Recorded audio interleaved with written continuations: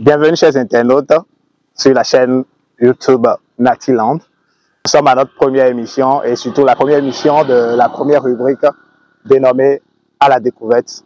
Alors, à la découverte, nous venons pour découvrir des artistes béninois, des artistes de la Takora et d'un peu partout. Et aujourd'hui, spécialement, nous sommes venus rencontrer un artiste qui réside dans la Takora, et plus précisément à Bukumbe.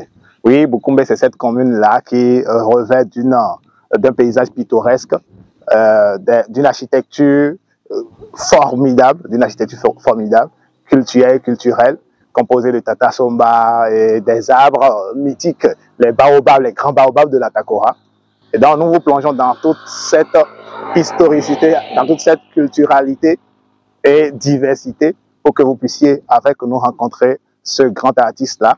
Je préfère ne pas vous en dire plus. Suivez-moi plutôt pour voir vous-même ce qu'il sait faire. Et je vous assure que vous serez émerveillé, épaté par son art.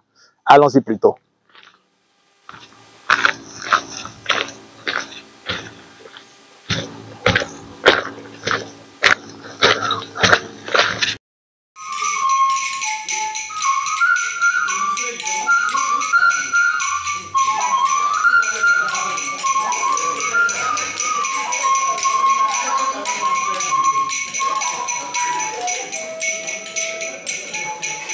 Chers internautes de Natiland TV, nous voilà chez notre artiste. Déjà, à partir de ceci, vous pouvez déjà deviner de quoi il s'agit.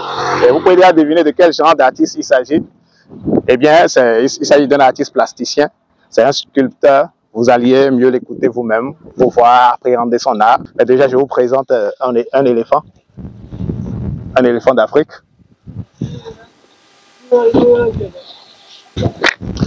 Suivez-moi pour le découvrir vous-même, pour voir l'étendue de son art.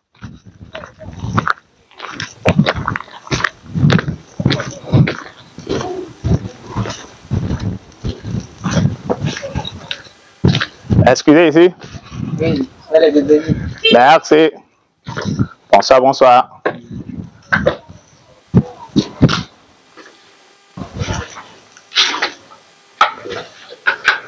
Bon travail. Merci beaucoup.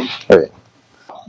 C'est Natiland, c'est une chaîne YouTube qui essaie de faire la promotion de l'art, de faire la promotion de la culture béninoise et plus précisément la promotion de la culture dans la Takora. Et nous suivons aussi des artistes, nous essayons de faire le management des artistes, artistes musiciens et autres, et également couvrir des événements. Et donc nous avons voulu ensemble avec nos internautes découvrir ce que vous faites et que même ils voient l'étendue de votre art et la richesse de votre savoir-faire. Et c'est la raison pour laquelle nous sommes là ce soir. Et donc nous allons vous poser quelques questions et vous voir aussi à l'œuvre. Et certainement vous allez mieux nous expliquer ce que vous faites ici. Et l'amour, la passion que vous aviez pour votre art, vous allez le transmettre aux internautes certainement. Et c'est la raison pour laquelle nous sommes là. Moi c'est Romaric Zimosé. Je suis le manager de Natiland. Et donc ce soir, je suis là pour présenter cette interview avec vous. Et donc, nous y voilà. Chers internautes de Natiland, comme je vous le disais, nous sommes venus chez un artiste. Moi, je dirais un artiste plasticien, mais lui-même, il va plus se présenter et nous dire exactement ce qu'il fait. Et donc, ensemble avec moi, vous-même, vous allez savoir qui il est et ce qu'il fait. Cher ami, oui, vous allez vous présenter à nos internautes et dire qui vous êtes, leur expliquer ce que vous faites au juste. On m'appelle Epiphane Kambia et je suis sculpteur. Et je suis à l'entrée de Bukumbe, et à côté de Tatasoma, avant la plaque du Fonio. Donc c'est là que je suis basé. Très bien. Cher internaute, comme je vous le disais, c'est un jeune pétri de talent, très dynamique. Et vous-même, vous le voyez à l'œuvre. Monsieur Epiphane, dites-nous d'où vous est venu l'amour de la sculpture? Ou bien, bon, vous-même, vous avez apprécié le tas, ou bien, bon, quelque chose vous a poussé à vouloir devenir sculpteur? Effectivement, quand j'étais encore petit, j'étais élève. Mon père était un revendeur des objets d'art. Et à Bukumbe, en ces temps, c'était encore Terre Rouge. Et en 2000, si je ne me trompe pas, en 2008, 9 environ comme ça, tout. Donc, c'est de là maintenant, quand je vois des œuvres qu'il a menées depuis Niger, Ghana, Togo, un peu partout. Donc, tout ça, ça m'a inspiré beaucoup. Donc, je faisais aussi un peu le dessin. Et à bas du dessin, je fabriquais un peu des petits véhicules, tout ça. Donc, c'est de là, maintenant, comme j'ai vu que mon père est rentré dans l'art et l'inspiration est venue. Moi aussi, j'ai commencé avec du bois. Je faisais des petits max. Okay. Donc, c'est des petits max que j'ai commencé avec de lame et un petit couteau que j'avais comme canif. Et c'était un blanc qui m'a l'a donné. C'est de là que j'ai utilisé avec. Et je faisais des petites façons comme les porte-clés. Ok. Et à bas de ça. Donc, c'est de là que moi, je continuais les cours. Bon, un jour seulement, j'ai vu que ça n'allait pas vers l'école. Bon, je n'ai pas dit l'école ne va pas, mais c'est parce que j'ai vu, c'est le travail qui m'a plu beaucoup. Okay. J'étais beaucoup inspiré dans le travail. J'étais obligé de quitter. Et j'ai demandé à mes parents que je veux apprendre ce métier. Donc, c'est de là que j'ai été à Nati. Donc, si je comprends bien, au départ, vous avez cumulé à la fois école et apprentissage de la sculpture avant de laisser l'école complètement pour votre passion qui est la sculpture. Oui. Waouh, ça c'est merveilleux. C'est la raison pour laquelle l'ONG Médecins Africa parfois demande aux jeunes, au fur et à mesure qu'ils vont à l'école, d'apprendre d'autres métiers, de s'adonner à d'autres passions, pour que plus tard, ceux qui arrivent à les nourrir puissent les nourrir. Monsieur Epiphane, vous aviez dit que vous aviez appris cet art à Nati Tengo. Qui était votre patron? Bon, j'ai commencé chez un patron togolais, et il était vraiment un bon artiste, sculpteur. Donc c'est chez lui que j'ai commencé. Il était vraiment fort, mais il y avait quelque chose qui manquait, qui m'inspirait beaucoup, que c'est ça que je voulais vraiment apprendre. Et c'est de là, bon, j'ai encore découvert encore un autre patron. Et ces patrons qui m'ont dit, ah, si je veux vraiment être fort dans l'art, ils vont m'envoyer à Basila chez un patron. Et c'est chez le patron donc il m'a envoyé avec lui. Et il s'appelle Mpunda Emile. Ok, donc ton nouveau patron s'appelait Mpunda Emile. Et c'est chez lui finalement, tu as complété ta formation dans la sculpture. Ok, super. Donc de là-bas, j'ai été dans des formations de l'école des arts pour être encore formé et pour encore étudier, pour bien connaître les différentes sortes de bois, avec quel bois je dois travailler. Donc il ne faudra pas que je coupe, je vois ce bois là, je dois faire. Donc pour encore découvrir des choses bizarres, pour pouvoir inspirer, pour bien faire le travail. Donc c'est comme ça que j'ai été formé par les écoles. Donc je suis revenu et le patron m'a envoyé à Nati pour faire le stage chez un patron qui s'appelle Albert Mekou. Donc c'est lui qui m'a encore plus formé encore. Il m'a encore plus formé. Donc j'ai fait au moins 3 fois chez lui et j'ai travaillé lui après tout. Maintenant lui, moi on a travaillé ensemble et un peu partout, on a voyagé un peu partout, on a fait du travail ensemble. Donc il était vraiment fier de moi et c'est de là j'ai encore retourné chez le patron et le patron m'a encore formé plus. Et il y avait des choses que je ne connaissais pas qui m'a encore montré. Parce qu'il savait que déjà je suis déjà dans le domaine, il ne doit pas me cacher tout. Donc il te montrait les secrets de la sculpture. Alors dites-moi au total, vous avez fait combien d'années dans l'apprentissage alors? Bon, dans l'apprentissage, et comme moi je quittais déjà, bon, j'avais un peu le temps de l'art. Et quand je suis parti, ils m'ont proposé 3 ans. Ok. Donc quand ils ont vu mon compé un peu ce que je fais. L'évolution de ton apprentissage. Et ils m'ont questionné, ils m'ont encore donné encore plus de encore. Encore dessus. Pour faire le stage, pour faire encore un peu de formation, pour aller un peu truc là. Donc ils ont essayé de me. Donc au total, je veux dire que ça fait les 3 ans après, j'ai fait encore 3 ans. Ok. Donc finalement, tu as fait 3 ans de formation et 3 ans de stage chez différents maîtres pour mieux t'aguerrir à la tâche. Waouh! Vous voyez? Un an pour la formation à l'école. À l'école des arts. Ok. Donc au total alors 7 ans. 7 ans. 3 ans en apprentissage, 1 an à l'école des arts, 3 ans en stage pour mieux maîtriser ce dont tu as l'amour, ce que tu sais faire. Waouh! Ça c'est formidable. Vous voyez, quand on a la passion pour quelque chose, il faut aller acquérir les compétences qu'il faut à cette chose-là. Il ne faut pas rester dans son coin. Même si vous avez du talent, il faut faire grandir votre talent. C'est ce que Epiphane a compris, c'est ce qu'il a su bien faire. Dis-nous les différentes œuvres que tu as l'habitude de faire. Parce que je vois des statues, je vois des maquettes architecturales et je vois aussi des sculptures. Une femme africaine. Une femme africaine ici avec son bébé. Alors, dites-nous, quels sont les différents trucs que vous fabriquez, que vous faites ici? J'ai fait les statues. Ok. Par exemple, des statues qui montrent comment le moment souffre. Donc, il y a beaucoup que je fais, des statues en couple. Il y a aussi des Vierges Marie, en tout cas pour la religion. Donc, les Christ, toutes les saints, moi je fais. C'est ça même qui est tout inspiré même dans la sculpture de mon côté. Mais j'ai l'impression que vous faites également les masques, non? Je fais aussi des masques. Les masques, les différentes sortes de masques. Il y a des masques galérés, des masques du Togo, Ghana. Donc il y a beaucoup. D'accord. Et les plats que nous voyons là, c'est vous qui les réalisez également? C'est moi qui les réalise toujours. Ok, d'accord. Ça, c'est formidable. Comme on le disait, là, ceux qui savent reconnaître l'art savent toujours trouver les bons artistes. Et notre ami Epiphane a des clients européens comme des clients nationaux. Et fortuitement, il y a l'un de ses clients qui est venu commander une œuvre qu'il a déjà finie.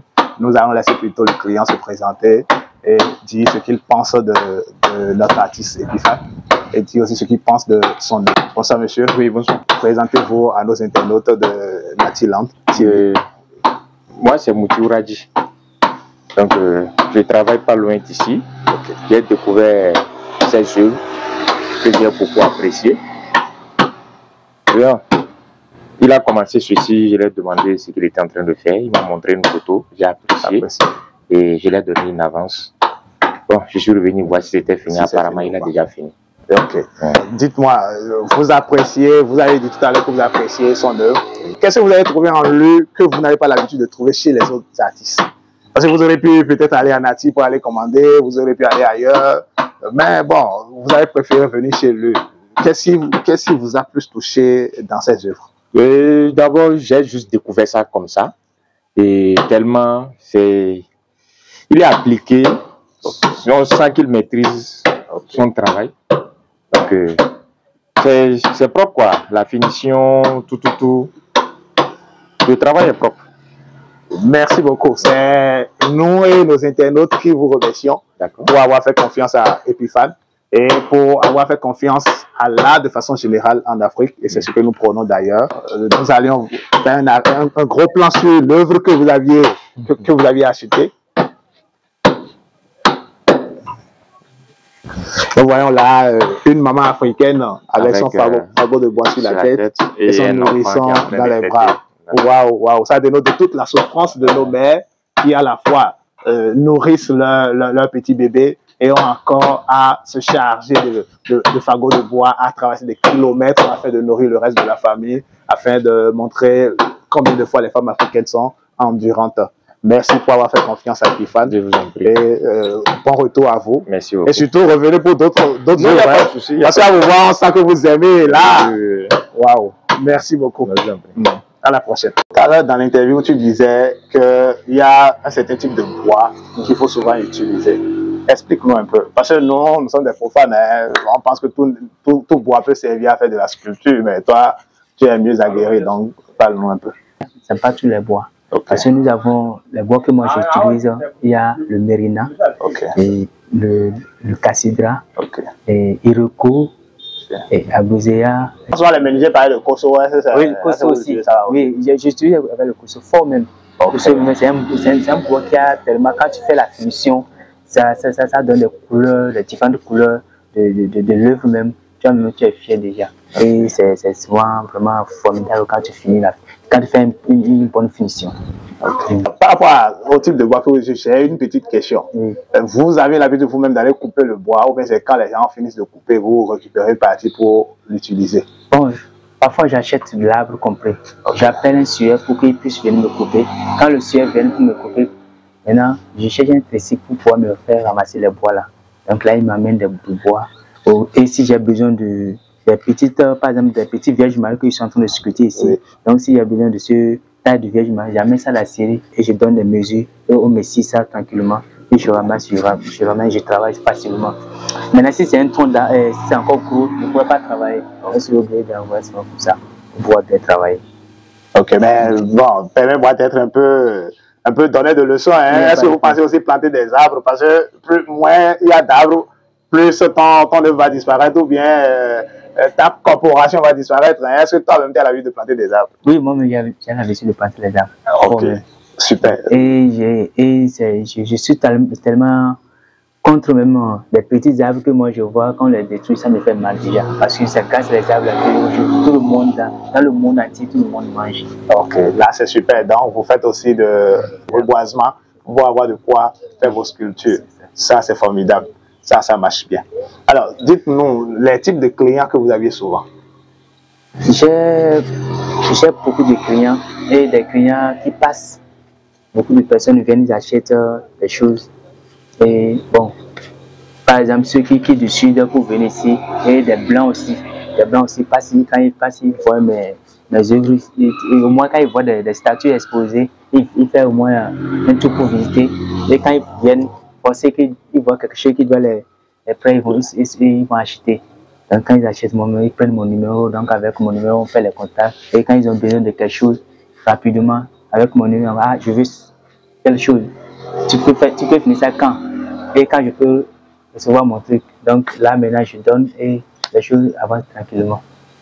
Dites-moi, est-ce qu'il y a plus de blancs qui achètent chez vous que d'Africains ou il y a plus d'autochtones, c'est-à-dire d'Africains que de blancs qui achètent chez vous? Pour le moment où je suis ici, là, j'ai plus d'Africains qui achètent que de blancs. Ah, là, déjà, nous sommes heureux de savoir que les Africains aussi commencent à s'intéresser à l'art, hein, surtout les Béninois et les locaux, c'est-à-dire les gens de Bukumbe, les gens de la Takora aussi. Là, c'est déjà bon parce que ça suppose qu'il y aura de plus en plus de clients, hein, ou bien? Oui, ça, c'est très bien. Vous allez nous présenter quelques œuvres que vous avez déjà faites. Et sur ce, on va prendre congé de vous. Merci. Là, vous aviez dit que vous êtes en train de fabriquer une Vierge Marie. Une Vierge Marie. Ok. Une Vierge Marie. Wow, super. Mais j'en vois un autre Vierge Marie. Oui, c'est une autre Vierge Marie. Wow. Là, c'est son fils. Okay. Jésus. Donc c'est Jésus que nous voyons. Ok. Et à côté de vous, qu'est-ce que vous étiez en train de fabriquer? Que je vois. Cela, c'est la statue de Kaba. Ok. Donc c'est ça, c'est un truc. Donc en tout cas, c'est pas encore fini. D'accord. Donc la statue de Kaba, c'est qui Kaba? Parce que vous êtes en train de sculpter Kaba, c'est qui Kaba? Kaba, c'est notre résistant du Nord ici. Ok. Et qui a combattu pour nous, ceux du Nord. À Takora. Et vraiment, c'est pourquoi on ne va jamais oublier son monument, son statut. Donc ça nous rappelle beaucoup de choses. Ok, d'accord. Il fait partie des résistants béninois comme Béanzin, comme Biogera et autres. Et donc c'est le résistant contre les colons du côté de la Takora. Montrez-nous un peu tout ce que vous faites ici. Alors, Monsieur Epiphane, nous voilà dans votre galerie, les masques. Est-ce que ce masque a une signification? Vous l'avez vu quelque part, c'est ça? C'est l'inspiration qui vient et je commence à la réaliser et je finis, je trouve des décorations. Donc ce sont des trucs, par exemple, les canettes que les autres jettent. Et c'est ça fait que moi je prends pour pouvoir décorer le max. Waouh! Ça veut dire qu'à la fois il fait aussi du recyclage. Les canettes de bière et autres, il les ramasse, il les utilise pour faire des facettes de ces masques. Donc à la fois, il protège également l'environnement en recyclant les objets non biodégradables aussi. Alors, donc nous allons voir, nous allons faire un gros plan sur certains de vos masques. Ça, c'est un masque gorille. Ok. Un masque gorille. Donc, qui montre la bouche d'un gorille. Ok. Donc, comment les premiers hommes étaient. Donc, c'est ce manière ça représente. Wow. Et ceci, ça a une signification? Bon, celui-ci, c'est l'inspiration seulement qui est arrivée. Je l'ai expliqué. Donc, vous voyez, c'est pourquoi il est simple. Et je l'ai vieilli donc pour montrer que chez nous, nous avons des masques, des différentes sortes de masques qui ont donc, ce sont des cicatrices de certains peuples africains, c'est ça? Africains, oui, c'est ça. Ok, d'accord. Bon, vous-même, vous savez, les Africains ont des traditions et de par ces traditions, parfois, on a des cicatrices, des balafres dans le visage qui témoignent de telle ou telle ethnie et qui permet aussi de vendre notre culture et de nous identifier par rapport à une culture et à une historicité. Voilà. Alors, ceci, c'est quel genre de masque? Est-ce que ça a une signification? Oui, ça a une signification. C'est une inspiration, mais ça aussi, c'est une signification. Au fait, vous voyez, donc ce sont des masques vieux.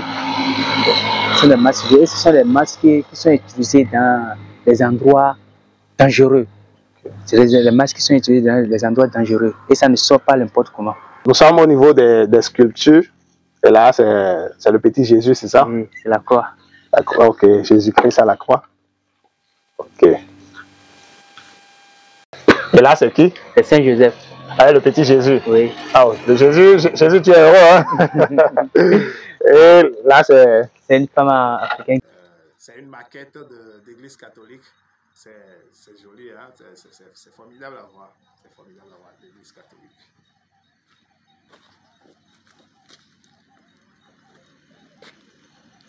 Et là, comme nous sommes dans la Takora, voilà à quoi ressemble les Tatasomba. C'est l'architecture culturelle et culturelle des Tamari, communément appelés. Ce sont les Tamari, voilà, on les appelle aussi les Tamari, très riches en architecture. Ils font des cérémonies à l'intérieur, comme ils y habitent aussi. Donc il y a des tatas d'habitation, il y a des tatas cérémoniels également.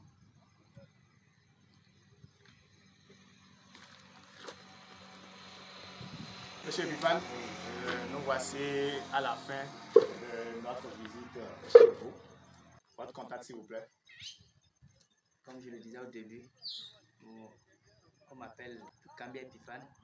Mon contact, c'est 229 61 77 58. Alors, si vous êtes à l'extérieur et que vous voudriez commander des œuvres d'art chez M. Epifan, vous aurez à mettre le préfixe plus 229 devant son numéro qui est le 61 20 77 58. Et là, vous pourriez le contacter afin de faire vos commandes. Et il peut vous livrer d'un peu partout d'ailleurs. Merci beaucoup de lui faire confiance. Et M. Epifan, avez-vous un dernier mot? Je remercie Natiland TV. Je remercie l'ONG Emergency Africa de tout ce qu'ils font pour nous. Que Dieu les accompagne plus et que les choses avancent bien comme nous le souhaitons.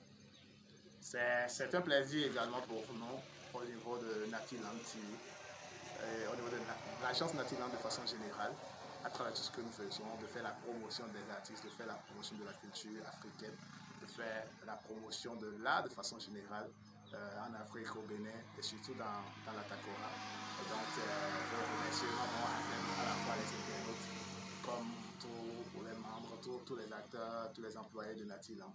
Merci beaucoup. Chers internautes, nous voici à la fin de notre première émission et du premier numéro de À la découverte. Nous sommes venus à la découverte de M. Epifan qui réside à Bukumbe et qui est artiste.